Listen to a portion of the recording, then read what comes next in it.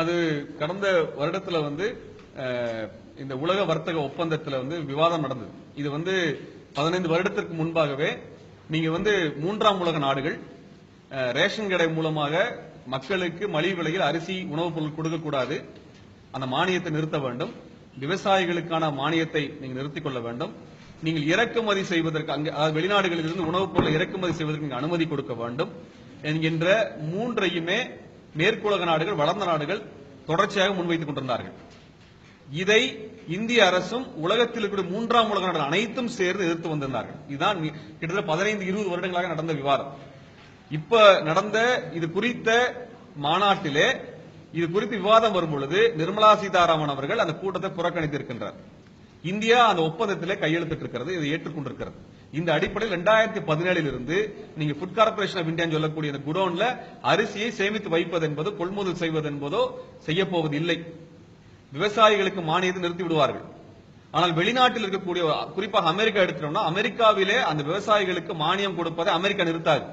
ஆனால் நீங்கள் இங்கே இருக்கக்கூடிய விவசாயிகளுக்கு கொடுக்கக்கூடிய உர மானியமோ நீங்கள் மின்சாரம் சார்ந்த மானியங்களையோ நிறுத்த வேண்டும் என்பதை இந்திய அரசு ஒத்துக்கொண்டு வந்துவிட்டது. அது மட்டுமல்லாமல் இங்க ரேஷன் கடையில 2017க்கு பின்னாடி உங்களுக்கு அரிசி எல்லாம் கொடுக்க போறது இல்ல. நீங்க அரிசியை பொது சந்தையில வாங்கிக்கணும். ரேஷன் கடையில உங்களுக்கு தரக்கூடிய அரிசிக்கு பதிலாக உணவுப் பொருட்களுக்கு பதிலாக பணமாக உங்களுக்கு கொடுக்கப்படும்.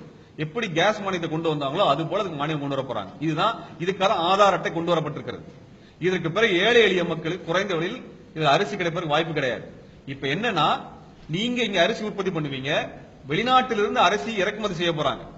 அப்ப 2 பேர் இறங்கும் பொழுது அவர்கள் நம்மை விட மிக குறைந்த அளவிற்கு, வெளிநாட்டிலிருந்து ஒரு உணவுப் பொருளை கொண்டு வரதுக்கு ஒரு கிலோவுக்கு 15 பைசா தான் வருது. ஆக மிக குறைந்த விலையில் வெளியிலிருந்து கொண்டு வந்துட முடியும். இப்ப இங்க இருக்க விவசாயிக்கு விவசாய மானியம் இருக்காது, மின்சார மானியம் இருக்காது, உர மானியம் இருக்காது, எந்த விதமான உதவிகளும் தமிழ்நாடு அரசு இந்திய அரசு கொடுக்க போவதில்லை. அப்ப அதிகமான கடன் சுமையில தான் விவசாயம் பண்ணி விளைபொருளை கொண்டு வரணும். அதை இந்த அரசு கொள்முதல் செய்யாது, வெளிநாட்டிலிருந்து இறக்குமதி பண்ணி மொத்தம் விற்பாங்க. அப்ப இங்க இருக்கிற விவசாயிகள் தற்கொலை செய்து கொள்ளக்கூடிய சூழலை மோடி அரசாங்கம் கொண்டு வந்திருக்கிறது. இது மோடி அரசாங்கத்தின் மீதான குற்றச்சாட்டு மட்டுமல்ல, இவருடைய பிரதான கட்சியாக இருந்த காங்கிரஸ் இதை குறித்து பேசவில்லை. பாராளுமன்றத்தில் 3வது பெரிய கட்சியாக இருக்கக்கூடிய அதிமுக இது குறித்து எதுவும் பேசவில்லை. இப்பொழுதும் அவங்க சொல்றாங்க உங்களுக்கு 20 கிலோ அரிசி தரப்போறோம், 30 கிலோ அரிசி தரப்போறோம், 100 கிலோ அரிசி தரப்போறோம் சொல்றதெல்லாம் பொய். அந்த சட்டம் கொண்டு வரப்பட்டிருக்கிறது, அதை எதிர்த்து இவர்கள் பேசவில்லை, திமுகவும் பேசவில்லை. கட்சி அறிக்கையில் எங்கேயுமே இது குறித்தான இந்த உலக வர்த்தக சபையில கையெழுத்து போட்டதை பத்தி இதுவரைக்கும் பத்திரிகையாளர்களே சொல்லப்பட்டதில்லை.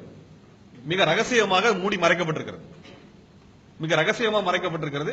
இவங்க பொது விநியோகத்தை முற்றிலுமாக மூட போகிறார்கள்.